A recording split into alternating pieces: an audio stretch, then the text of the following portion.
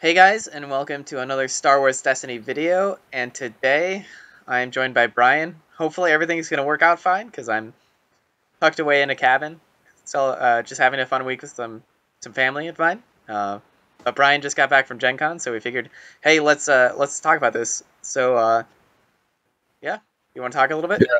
Yeah, Gen Con's great. I love it. It's probably my seventh Gen Con now. I've been going to it since I was younger. Took a little bit of break when I stopped playing the WoW TCG. Now I'm playing Destiny again. It's always a great time. Sometimes, I wish I didn't do so well at some of these tournaments so I could enjoy more of the atmosphere, some of the playtesting, some of the new games that are coming out, and, shopping around for all the good deals. Always seeing what the new hot out, and it's always great that people are excited for and all the different cool little games out there. So yeah, it was a really great time. Awesome. Well, you went as well as Andrew and Will, and you guys all ended up bringing Yoda Cassian aggro, which is a deck that I was kind of the first one to try in our group, but we quickly decided that it was pretty good. You want to talk a little bit about why you personally decided to go with the deck? Yeah, I mean, just a little background. I mean, it's just one of those decks where, I mean, ever since Honestly Sarcastic brought it to the drive-by shooting, Yoda's just become this character that's been recognized as a very consistent character who eliminates a lot of variance and dice rolling.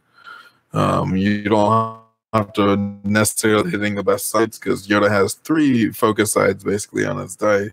A double focus and two specials, and the specials honestly are insane.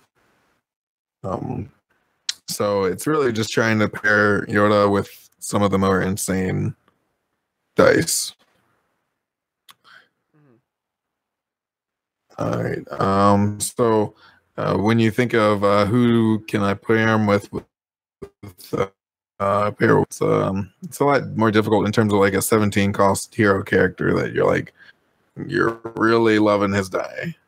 And so, the next kind of threshold is 14, so you can run profitable connections. Because getting a resource has been notoriously really if you're going to run a plot, you run profitable connections because the other ones seem to not be enough benefit for the 2 points that you're losing. So, in terms of 14-point characters, it's really Cassian and his ability to do so much with his dice.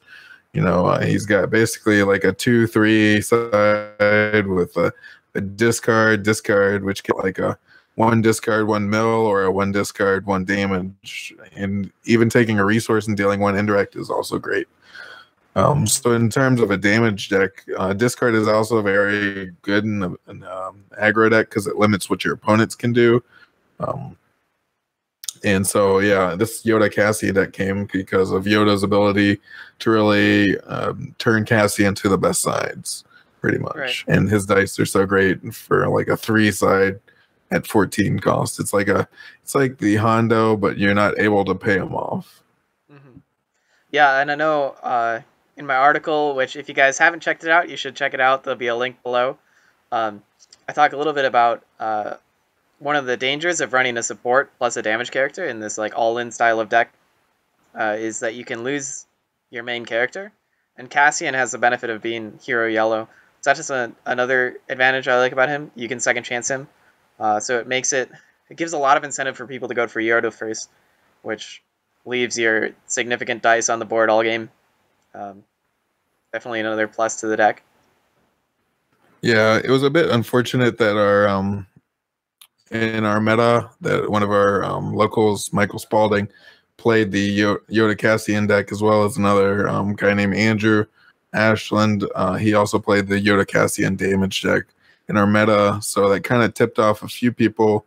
I know Jedi Geek Girl mentioned it to some of the Hyperloops people, and so it was definitely not a under the radar deck, but I would say not many people were expecting some of us, the Destiny Council, to bring it for sure.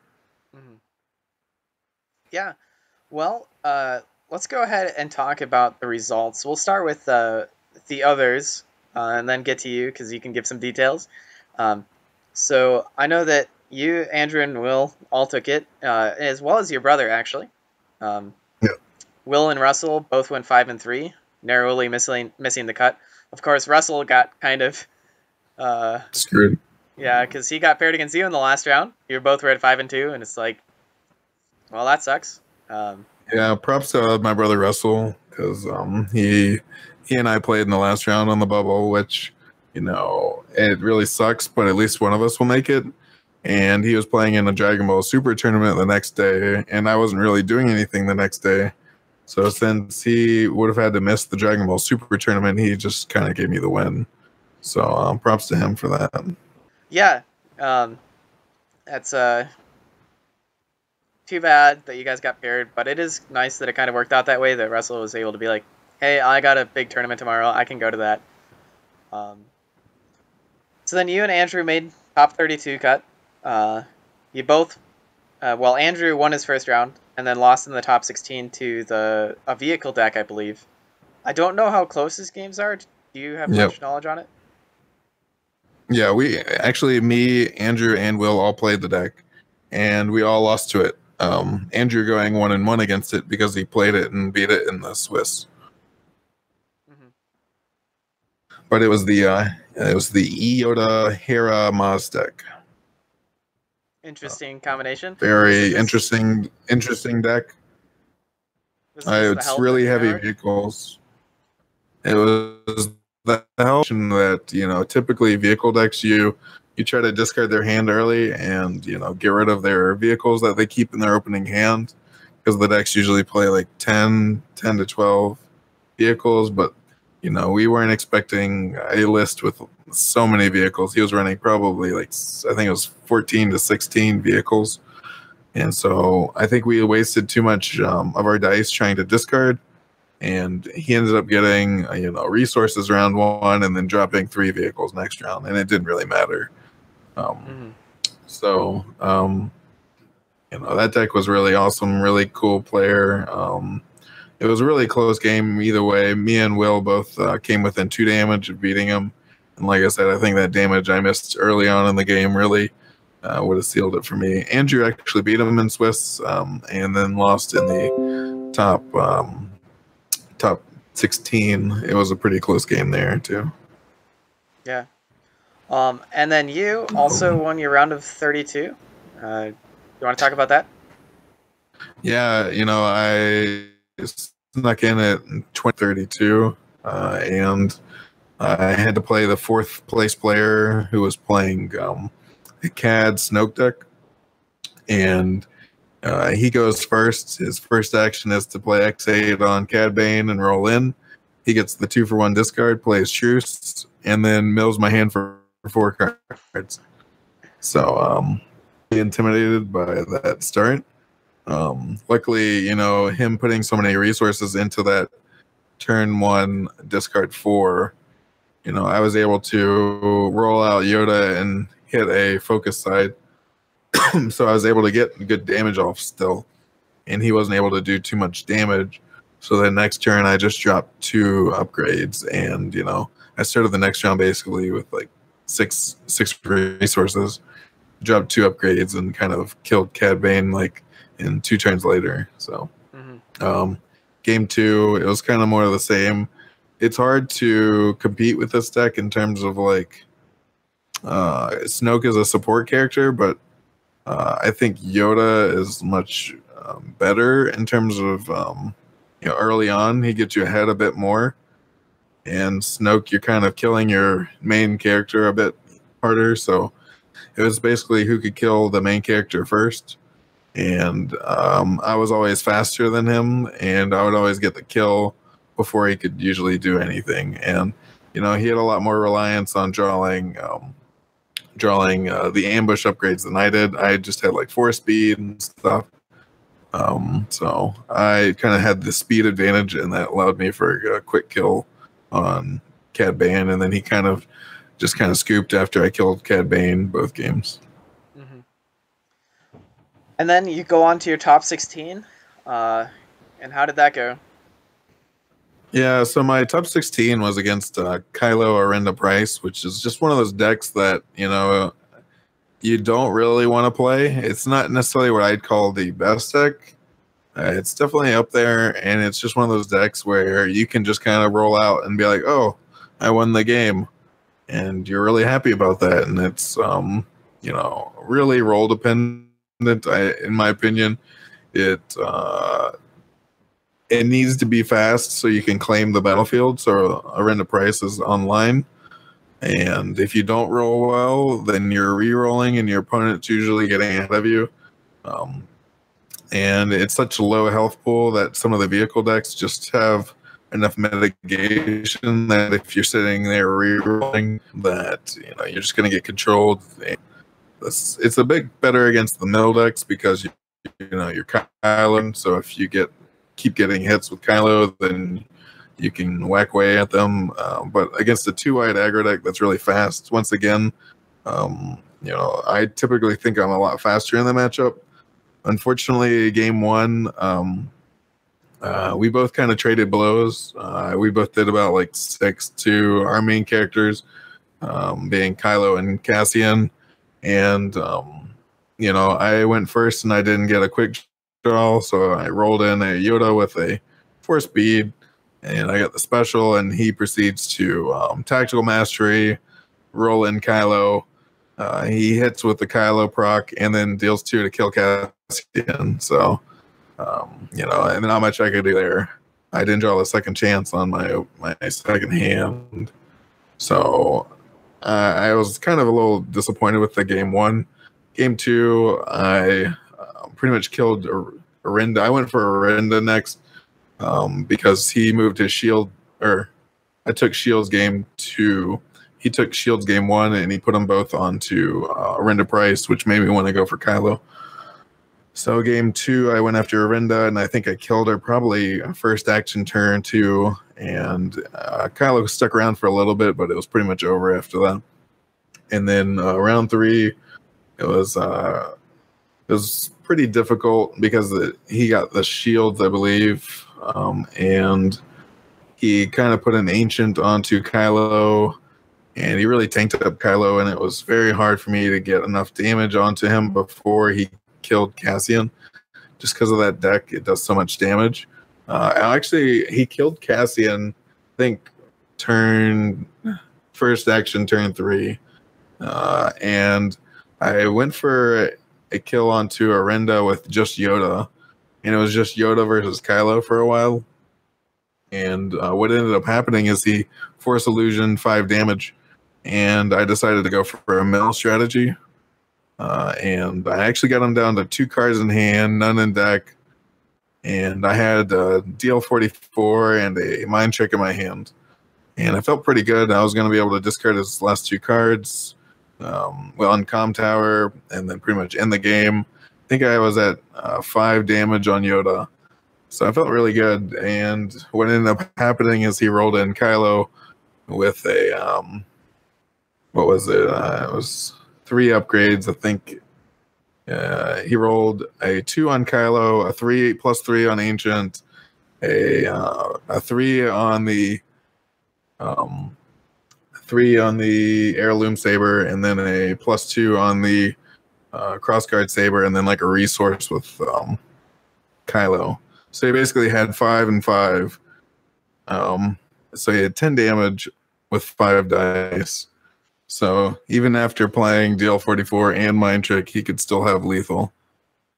And he didn't have to reroll at all. So he only had 2 cards in hand, none in deck, and he just rolled out and took 10 damage. It was like, okay, well. Yeah, so in that situation, I was a little sad that I didn't play Beguile. But at the same time, removing 5 damage is really good too, but not good enough. Yeah, it's kind of unfortunate. But top 16 is still pretty decent. Nothing to shake your head at. No, I was honestly really happy with how I did. I mean, the playmat would have been cool. And then, I don't know, the top, after that, it's really not even much prize support. So, I mean, I really wanted the medal. And, I mean, the tokens and the prizes were pretty cool. But, as usual, they're just kind of neat. But so it was just fun to play. I actually hadn't played much of the deck. I've played against the deck a bunch in testing, but not much of it. So I felt pretty good with how I ended up. Yeah. So now that we've got that aside, let's go ahead and talk about the deck a little bit in depth here. Um, Obviously, one of the originators or one of the original ideas behind the deck was the concept of how good can all in be, and sniping off characters nice and early in the round. Um, so one of the things is that, as we stated, Yoda has all these focus sides, um, and when you can roll at least one of those specials, he can just go special into the 2 focus into 2 dice on Cassian, and whether it be quick draw to get Cassian's dice in the pool or a force feed special, Cassian's dice get into the pool, which is probably his character dice and like maybe 2 upgrades, and you flip to whatever missed, and it's like an instant, I don't know, 6 to 10 damage. Very powerful. Do you want to talk about how consistent or inconsistent this play was over the course of the tournament? Yeah, I mean, some of the most common things I did was just have a force speed on Yoda, and then I would roll in Yoda first, usually hit the force speed special, and maybe like a special on Yoda.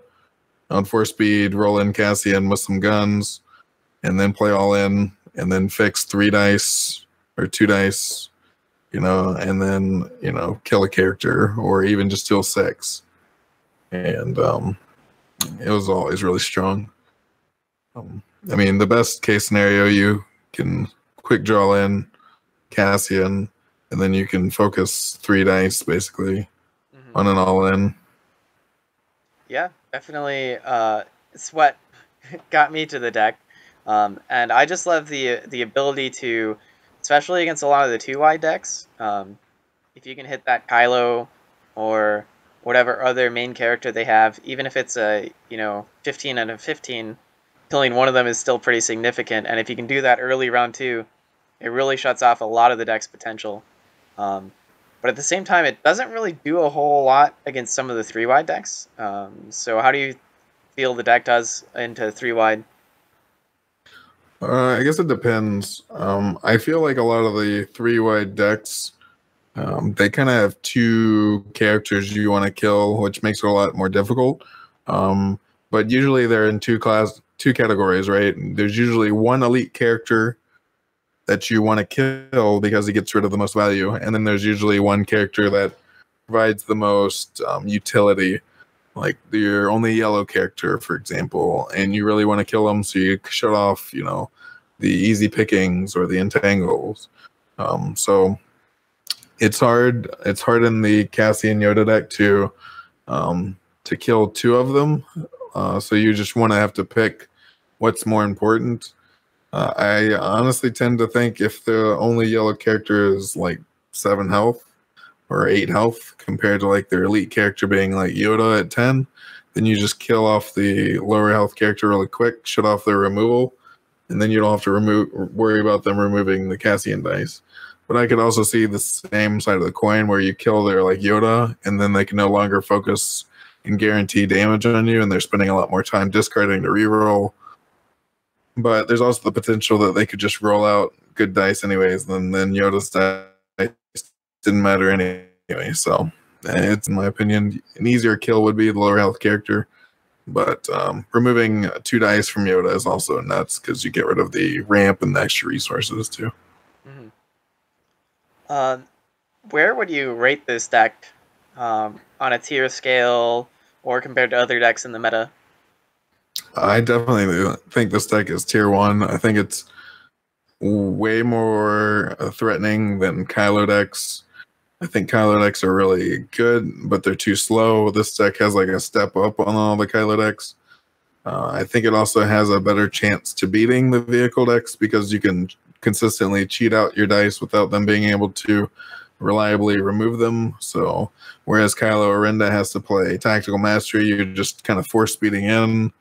And whereas Kylo Snoke has force speed, you also have quick draw, and you also have second chance. there's a lot more tools in this two character deck, any for damage at least. I think it's right up there. I think it's probably definitely one of the best two character deck, if not the best two character damage deck. Mhm. Uh, yeah, I mean, I definitely agree with you. I've always, I mean, there are two sides to me. There's the combo player and the guaranteed value player. So my guaranteed value side likes to play the Talisman decks, and my combo side likes to play the all-in decks. And the reliability that this deck has for being able to cheat in damage is crazy. And one of my favorite things about that type of play is that it's really hard for opponents to play around it. As you said, Kylo decks, you don't have to be as scared typically. Now there's the tactical play, but even if they tactical and roll in, they're just praying. But when you look at a Yoda who rolls out and he hits that double focus, you're just like, crap. If he has a quick draw and an all in his hand, I'm dead. Do I remove the two focus? And then when they're forced to remove the two focus, well, they just spent their maybe one of two removal options for that turn on your non-threatening dice, or potentially their only removal option. Um, and especially if a person doesn't realize that you're coming in with this combo play during a Swiss, where, you know, most people thought of Yoda Cassian as this mill deck. The aggro deck, while it was kind of on the fringe of things, people weren't really aware of it. Um, when you catch them off guard with that all in on round 2 or on round 3 and just instantly kill off one of their characters, it's just like, well, crap, what could I have done anyways? Yeah, I actually had two opponents tell me after round 1 that they're like, "Wow, I thought you were a mill." Like they were like, "Yeah, I mulliganed all my like my cautions or my my whatever shield cards because I thought you were playing mill, and I just kind of blew them out." It was like nice to have that like free 1 or 2 wins in the Swiss round. Mm-hmm. Especially since Com Tower could almost be justified in mill for Yoda Cassian, because it's asymmetrical, so some of the mill battlefields that like discard a card from your opponent's hand or whatever can really hurt a mill deck. Whereas Com Tower, if your opponent's deck doesn't have a plot, it does nothing for them, um, and you can still claim to discard 2 cards. And it's a really powerful battlefield, whether it's pushing for that 1 extra damage that gets the kill, or, you know, against the vehicle decks, as you said, if you claim at the end of the turn, you get 2 discard against their hand. That can be really rough for them to deal with. Claiming for 2 resources, very strong. And yeah, as I said, it kind of keeps it, you know, opponents look at the battlefield and they don't realize instantly that, like, oh, this is the damage version. Exactly. Um, so I kind of posted some base cards to the list in my article, but I want to go ahead and talk about some of the more specific choices here. So let's talk about the CR2 Heavy Blaster. You almost always, in this deck, we'd think that you'd always run the Quick Draw Seat. So you run the 8 ambush weapons. CR2 is your 1 non-ambush weapon. What do you think? Why do you run it? CR2 is by far, I think, one of the best 3-cost non-redeployed, non-ambush weapons in this deck. I loved it all day. In fact, I was really sad when I would mill it with like Force Illusion. It's not only just like great because it has like a 2-3-2 with the special, or a 4 with the special. I would just call it a 2. Let's just be like realistic. 2-3-2 is just also really strong. I mean, it's not as good as DL44 with a base 3, but it has a base 2 and no pay sides, which I really like. And really the best thing is the special chaining with Yoda, and as well that it can deal 4, right? So it's very versatile in that you can special chain with Yoda, but also just the fact that you can deal 4, which happened to me in my top 16 match when, you know, I rolled out a Yoda with the CR2 blaster and I hit a Yoda special and he had no removal and he didn't want to roll in his Kylo because he wanted to play, I think, an upgrade on him. So he had to choose, do I take 2 extra damage or do I not give this upgrade on Kylo? And he chose to take 4, and it was like really strong. And it's just another good weapon to help Yoda carry if they kill Cassian.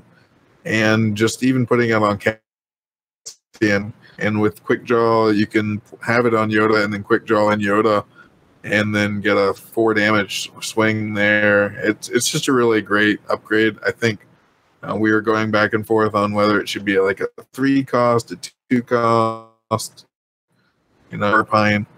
But in the end, the Sierra and having those 3 sides, or in this case, a 4 side focus on the deck, it's just you want the biggest numbers, really. Mm-hmm.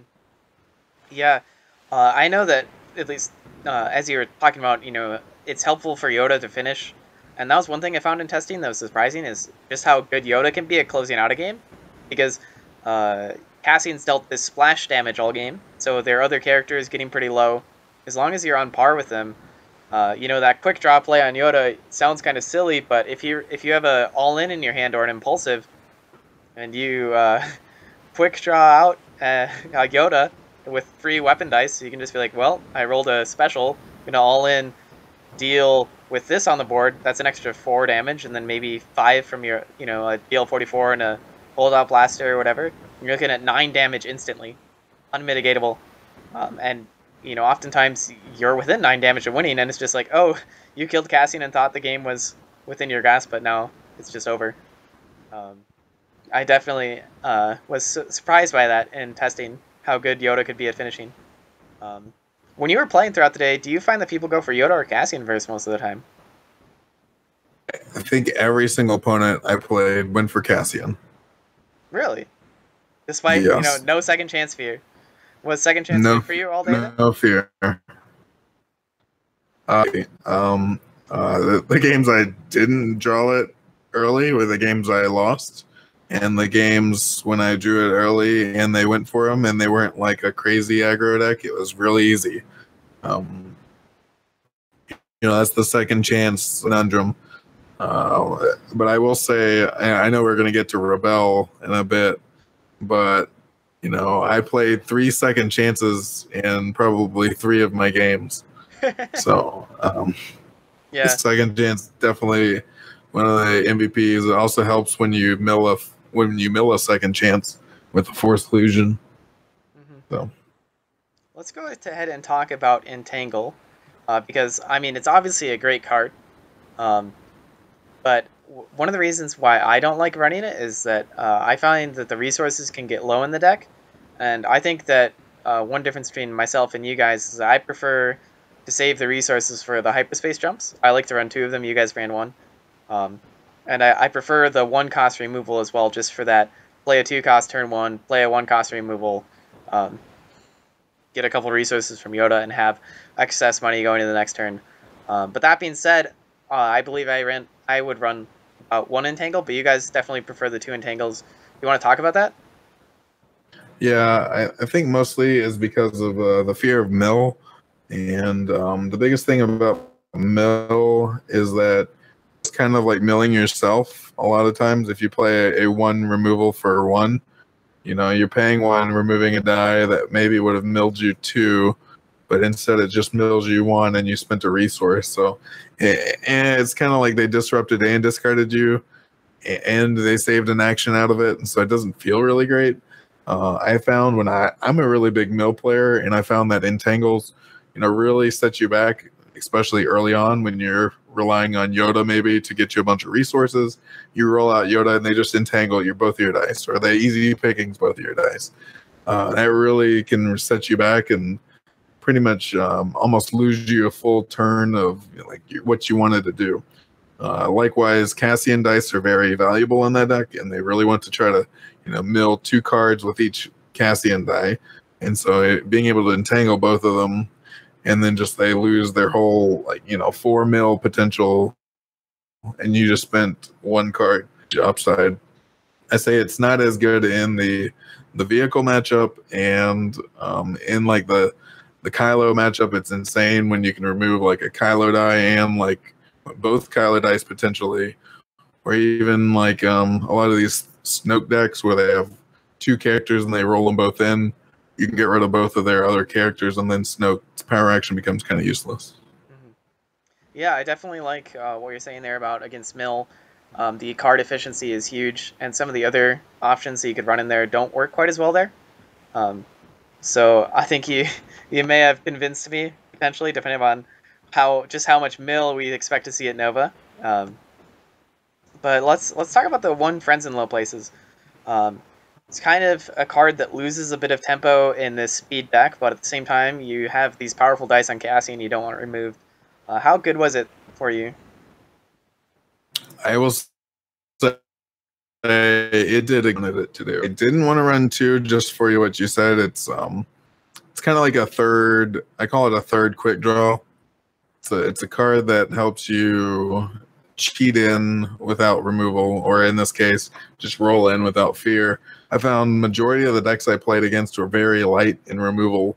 In fact, like most decks would have one removal card in their hand, maybe two, and then in this case, I would play Friends in Low Places, and the whole point of it was so I could get things like Best Defense, or those 2-for-1s like Easy Pickings. I was always worried, mostly Best Defense, because I was expecting a lot of throw-on decks maybe. And the worst feeling is you rolling in your Yoda and they just go Best Defense, or you roll in your Cassian and they Best Defense. So that's the whole reason I wanted it, was for the insane like turn ending kind of removal cards. And like you said, you didn't want two of them because you don't want the tempo to be a wave, and you don't always have a weapon with quick draw. So it really did what it wanted to, and I really was happy with it. Nice. So you ran one hidden motive as well. It's kind of pretty obvious why that's a good choice. I mean, it's a 0 cost removal that's particularly good against a lot of the melee decks because they tend to have 3 melee sides on some of their dice. I personally don't prefer the card, just a player style though thing. How was it for you? Actually was running 2 at the start of the weekend, and then before the tournament, I decided to take 1 out. I didn't like it pretty much at all. It's kind of like you said. It's not. It's a worse doubt in my opinion, because doubt, at least you always remove the die, and a lot of time that's very relevant with modifiers or with a lot of focus sides on the table. And also with Snoke, you want to just make sure you get rid of the die. Even if they get the resource side, they can't Snoke it and get 2 extra resources. What I found is that if I didn't hit with hidden motive, then I almost kind of lost the turn. Like I felt like I set myself behind in the turn, obviously. Even if I did re-roll it into something worse, they would always focus it and get what they needed anyways. Could you see a card like Pacify maybe taking that slot in the future? I kind of like Pacify just because you have the hidden blasters. Sometimes people put 2 starting shields on the same character. It's kind of one of my favorite turn 1 cards. It's also particularly good against Mill. You roll out their Leia and you're like, boom, goodbye, your 2 discard. Yeah, I could see something like Pacify or even Hasty Exit going in that slot. Hasty Exit, I mean, I was pretty much faster than every deck besides Cad Bane, Snoke, which, if they got really lucky with Cad Bane and they hit all damage sides, then they would be faster than me. And that was pretty much, I felt like I was always going to claim. So Hasty Exit would also have been a good choice too. Let's see. You ran the 1 hyperspace jump. I'm pretty sure that's because it's not always useful in every matchup. It's really hard to afford. You don't make as much money as you do in the Hondo version. Are you happy with the 1 choice, the 1 hyperspace jump choice? I mean, I am. I'm a little sad that I lost to a vehicle deck that I felt like I should have. The Riggs matchup where I think if I had 2 hyperspace jumps, I would have probably won. But that matchup didn't exactly cost me anything because I still made top 32. So, I mean, ultimately, I never felt like I needed to. It was kind of one of those, like, late game, you, like, draw it, and you're like, sweet, I'm just going to roll in and hope to get damage out, and then I'll just play jump and then get a free, like, 4 or 5 damage out. What I would find is that people are pretty much used to playing against hyperspace jump, So they would always roll in their, Kylo first, so they'd roll in their biggest ship, and they'd get as much value as they can early. And then you're like, I don't really even want to jump because they already they already roll it out their big damage, and they already resolved it. So what am I really gaining here? So Hmm. Let's see. One impulsive makes sense. Some of our lists originally ran two of them. Um, we found it was kind of overkill. Like it was useful when you drew them, but a little bit too often we were missing our control cards, so felt like it was a slot to go to control. Do you have anything else to say about that? yeah, I didn't necessarily love it. It was one of those cards where you really want to hit the two focus with Yoda. Um, I did find there were some cool plays where you can impulsive a 4 speed special to get 3 actions. So you can roll out focus and resolve Hmm. without having to like all in or something. Right. Whereas normally you'd have to just roll in and all in. That would let you kind of do the 3 actions. Hmm. Um, now, yeah, I mean, it's pretty much that's all there is to talk about that one. Yep. I wouldn't put it at 4 or 2 of for sure. You ran the one mind trick and the one overconfidence. Those are your spot blue cards. Anything to say about it? I think it's pretty straightforward. They're both good cards, but you don't want too many spot blues. Yeah, Mind Trick was really good all day. And then obviously Beguile is the other choice with a lot of people played. I feel like I don't know, somebody played Beguile against me and they basically controlled one die and turned it to a blank because I re-rolled it into something good and they just turned it to a blank. And then they removed another die. And so for 2 resources, he like turned one die to a blank and removed another one. And I was like, that felt kind of. Whereas when I played Mind Trick, I usually got like 3 or 4 dice, and with 4 speed, you can do some dirty plays where you like 4 speed Mind Trick, and then you play Deal 44 to get rid of one of the other dice remaining, so you can almost remove their whole turn. So I always just kind of liked Mind Trick. I thought it was the right card. Even though I lost because I didn't have Beguile, I still would have take it roll those odds again. Hmm. Um, and then Confidence, overconfidence was great. Yeah, I almost kind of want to run 2. Probably take out Hidden Motive for another one. I think Andrew did that. mhm. Yeah, I could definitely see that. You have the extra resource on round one, anyways, and it's a bit more impact on the card. Um, and then we have quick draw, which is pretty straightforward why we're running it. Um, some players might think it's a little bit overkill to have both force feed and quick draw, but do you want to talk a little bit about the redundancy and how it's helpful? Oh, I mean, obviously you want to start every game with 4 speed, but that's not that's not real life. Um, Quick Draw is one of those cards that's really great round 2 and round 3. It's not a card I keep in my opening hand, um, but I mean, pretty much every round 2 you want to see it. Round 3, you just roll in Yoda. You get some special sides. You have quick draw, a weapon, and then all in or impulsive, or even a 4 speed special. And I'm pretty much killing a character round 2 in most of my games.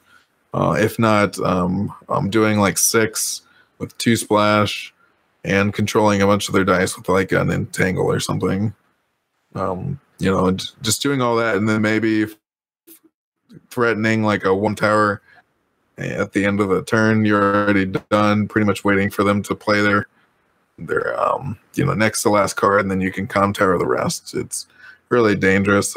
Quick draw just allows you to cheat in Cassian, protect his dice.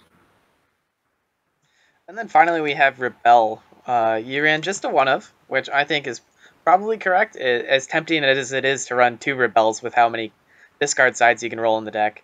Um, I always found the deck or the card to be nuts. I'd have multiple times where I drew an all in on round one, and I either had it discarded from my hand or I, discarded it myself for rerolls, and then round 2 or 3, I cheat in Cassian, and it's just like, oh, I rolled that discard. Time to rebel. Use the autofocuses. Play the all in. Use the autofocuses. Do this whole chain. Especially if you have 2 all ins in your graveyard, and your opponent's like, "Can I see your graveyard?" And they see both all ins, and you're just like, "Yes, I've got you now." Because you rolled that one discard side. You want to talk a bit about the Yeah. card? Yeah, Rebel is definitely my favorite card in this deck. And maybe a tie with CR2 Blaster. But Rebel was so flexible for me all tournament. My opponent's minds were just blown every time I did it. I did some really crazy plays with it. I did a lot of different targets that most people wouldn't think of. I think one of my most clever ones was my opponent rolled out like something on me, and I played Rebel to get back DL44 Blaster to remove it, and then roll in, and then I think I also even did a quick draw. I rebelled a quick draw after rolling in Yoda, and then played an ambush, rolled in, and then all in. And like my opponents were just like, "Wow, what's going on here?" Um, yeah, I even like I said before, I second champs in 2 games. I don't even think I had to do that. I just I could. So like my opponents had Cassian, and I had a second chance on him. And then I was like, all right, I'll just play my second chance on them. And then they're just like, wow, maybe I go for Yoda now. I don't know what to do. Like, Yeah. so that card was so good. I will say, having drawn it opening hand, like 2 out of my 10 games, it feels terrible when you're mulligan and you draw that Rebel and you're like, well, I do not want this card in my hand. But the times I did draw it late was really clutch. Yeah. So that's most of your deck list. We skipped over a few cards. I do want to see if we can bring up one card here that I in particular want to talk about, because I kind of like it, and that's Renewed Purpose. It's the pay 1, spot a plot to draw 3 cards. It's kind of a do-nothing slot. I used to have 2 Rebels in my deck, and I swapped out 1 for a Renewed Purpose, and I found it to be really useful. Just because, you don't really want to see it round 1, but even if you draw it round 1, you generate so many resources, or you have so many resources there. There were a couple times where it's like, oh, I'll just play this, and it's like, oh, there's a 4-speed. Or, round 3, you draw up, and you have quick draw, but not a weapon, or you have, quick draw weapons, but no control, and you're just like, Renewed Purpose, 3 more cards. Do you think you could ever see yourself running the card, or is it too gimmicky? After playing the deck, I honestly think you would have to change some of the cards in the deck if you wanted to put it in. I think you'd want more 0 cost personally, because you want to be able to utilize the extra cards you're drawing. You'd have to definitely take out probably 1 Entangle, maybe the Mind Trick, probably keep it at 1 Hyperspace Jump. I never felt like I really wanted more cards, except for maybe 1 out of 10 games. And usually those hands where it's because you didn't draw a weapon. And what ends up happening is you play a 2-cost removal, and then you basically, both players don't do anything for the turn, and then you draw and you get your weapons and you keep going. Now, if I did have that, I could have drawn in my weapons, maybe gotten a step ahead. But I never really felt like I wanted that card in my deck, because it's like I said, it's kind of one of those nice to have cards that I feel like it's almost a trap because of how dead it could be round 3 and 4. And you're kind of forced to kind of keep it in your opening hand, which might not be the right choice. Mm-hmm. Yeah. So, we've talked about this, but one of the strongest things about this deck is the ability to get out ahead of your opponents and take characters off the board before they can utilize their dice. What do you think the hit rate is, just out of curiosity, on the round 2 kill? Obviously it depends heavily on the health of the character and the defenses. I'd say an average 10-point character or 10 health character like Arinda Price. Um, pretty confident that I can get a turn 2 kill on her. I'd say maybe 75% of the time. Um, and the other like 25% is because they got a strong like best defense or something off. Like, but if they do have removal, then turn 3 for sure. I found that things like Kylo and like Ancient Sabers with Force Illusion made some characters way too tanky to be able to kill on round 2 or even round 3. But your generic 10 health, for sure, probably round 2 if you don't get seriously mitigated. Hmm. Well, is there anything else you want to say about the deck? How do you think it stands going forward? If, more players start going towards that 3-wide mill, or people stop playing vehicles because vehicles can't stand up against the mill decks. I could see that benefiting the deck. What do you think? Yeah, I kind of actually was hoping for that at Nationals, where like not as many people would play vehicles because Mill would be more popular, which I was right about. But I don't think other people knew that Mill was going to be there in such strong force. And so I unfortunately, I think this deck struggles with some of the 3-wide high health vehicle decks. And unfortunately, I played a couple of those. Andrew played some of those. And obviously, like some of the decks like Kylo Price can just one-shot you like it did me.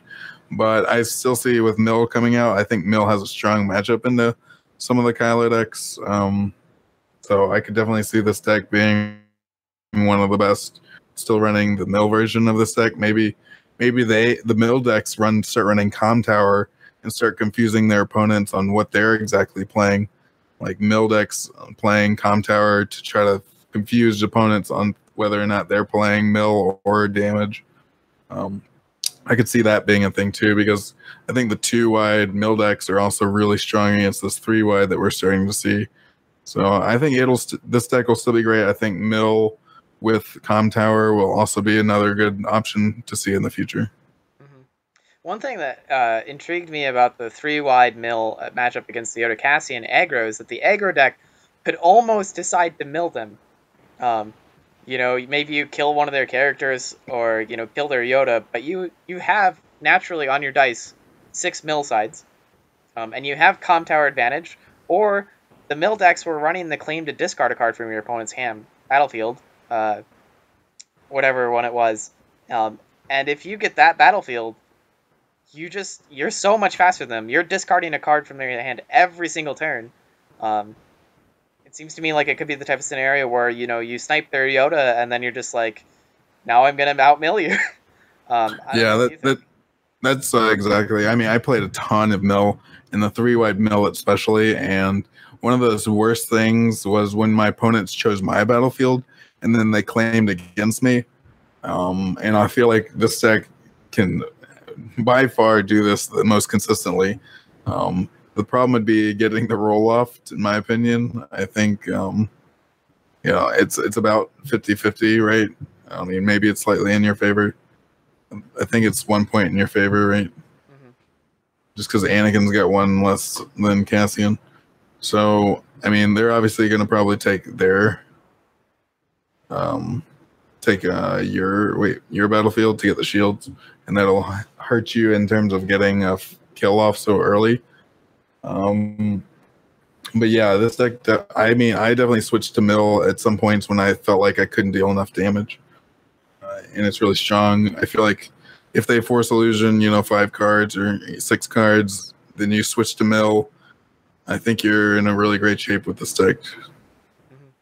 Did you have any mill victories, just out of curiosity?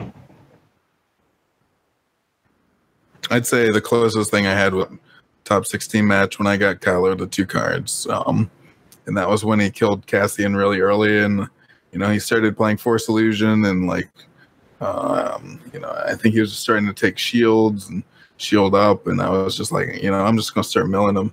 Got him down to 2 cards, none in deck, and he rolled out the nuts. So, I think I would have won with Mill if it hadn't been for that, but it's just one of those things that your opponents don't. And like my top my top 16 match, he was discarding to reroll a ton, discarding at the start of his turn to get whatever cards he was looking for. And, you know, I could definitely see you sneaking out a mill win pretty sneakily. Sneaking it out sneakily. Mm-hmm. Well, I think at this point we're just kind of, wandering around aimlessly. So we can go ahead and prepare to close up. Do you have any final thoughts on the deck? Any advice if people want to pick it up? I say play this deck. I mean, honestly, you can just pick up the deck, and I don't think it takes too much once you learn the combo. Making sure you're rolling in Yoda first, and then, you know, action cheating in Cassian, playing all in. It's not very difficult. I think the hardest thing is knowing when to, play a 2-cost removal versus playing a 2-cost blaster, or, the ordering of some of the things you do, and then when can you calm tower, like leave a 2 Cassian die out and then calm tower claim, versus when you need to cheat it. So I think it's very accessible deck in terms of like skill level you needed to play. I think it'll be something that you could take to a much practice and do really well. So yeah, I definitely recommend trying it out, and especially with all this mail floating around. It's definitely a good deck against it, and should be a good choice going forward. Okay. Well, thank you for chatting with me. Sorry once again, guys, for the few technical blips that have been going on. Not much I can do about it, but hopefully you guys stuck around anyways.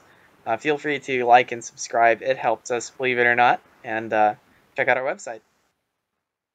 All right, thanks.